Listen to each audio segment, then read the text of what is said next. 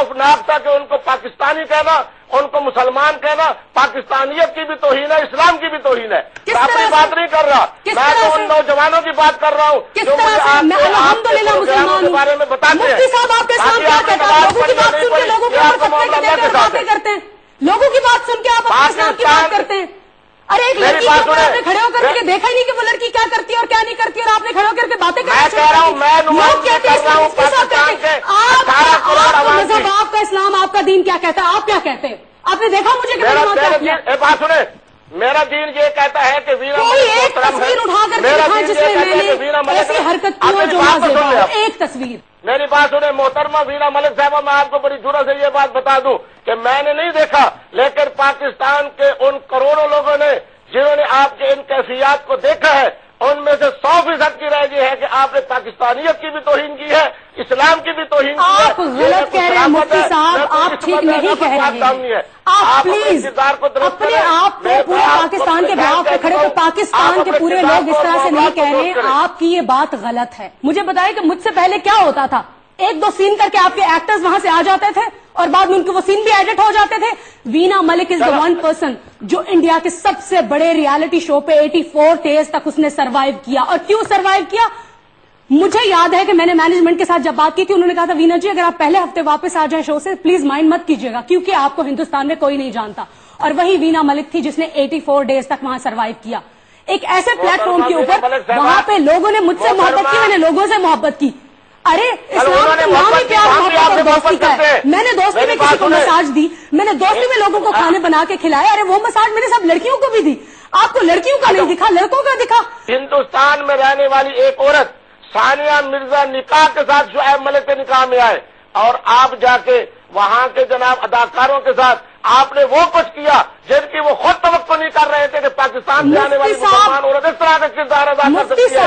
میں تو یہ سمجھتا ہوں مجھے آج تک جتنے نوجوان ملے ہیں انہوں نے یہی بات کی ہے کہ آپ کا نام کہ وینا ملک صاحبہ نے وہاں جا کے ان کی توقع سے بھی زیادہ ایسا جناب وہاں شو کیا ہے جس میں نہ انسانیت نظر آتی تھی نہ پاکستانیت نظر آتی ہے، اسلام تو بڑی دور کی بات ہے۔ مفتی صاحب آپ کو غلط فہمی ہوئی ہے۔ ٹھیک ہے مفتی صاحب آپ میری باتیں آرام سے سنیے۔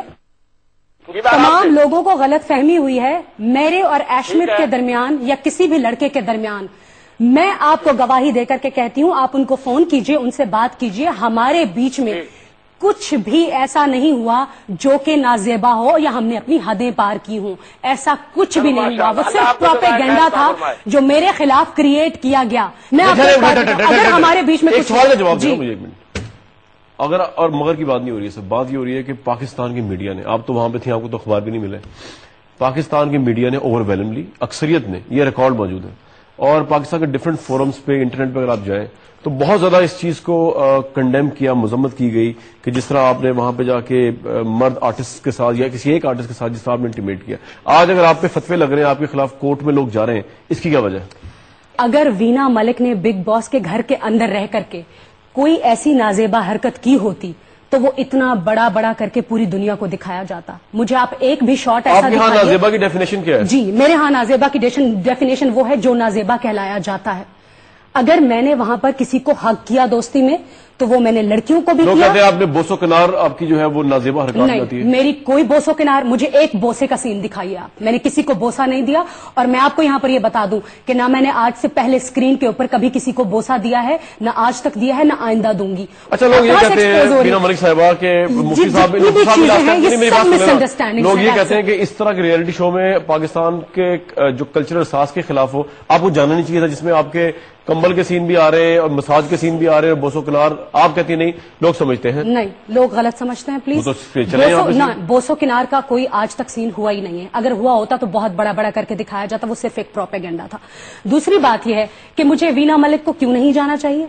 آپ کی ایکٹریسز وہاں جا کے سی کلاس فلموں میں کام کر سکتی ہیں، بوسو کنار کے سین کرا سکتی ہیں، 2 پیس پہن سکتی ہیں، وائی وینا ملک اونلی؟ اور وینا ملک بھائی صاحب میری بات سن لیں ایک منٹ، جنہوں عشمت نام ہے ان کا، جی وہ ان کو جو نماز پڑھے، ان کی جو برتھ ڈے پارٹی کی پکچر ہمارے سامنے آئی ہیں، اب وہ آپ کہیں یا تو فیک ہے، وہ اس میں وہ شراب چل رہی ہے، اس میں ڈانس چل رہا ہے، وہ سب فیک ہے آپ کے نزدیک؟ वहां पर बेशक शराब और डांस चल रहा होगा, मगर आपने मुझे शराब पीते हुए नहीं देखा होगा।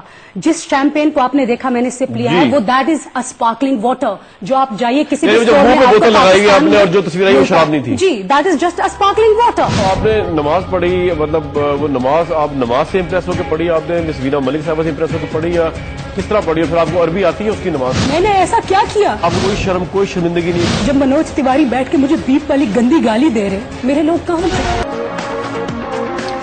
इस प्रोग्राम में आपको दोबारा खुशामदीद कहते हैं। वीना मलिक साहिबा ने प्रोटेस्ट किया पाकिस्तानी मीडिया से और हमसे, और उन्होंने एक हमें DVD दी, उन्होंने कहा ये क्लिप आपने कभी नहीं दिखाया जिसमें वो नमाज पढ़ रही। पहले देखते हैं वो क्लिप क्या है।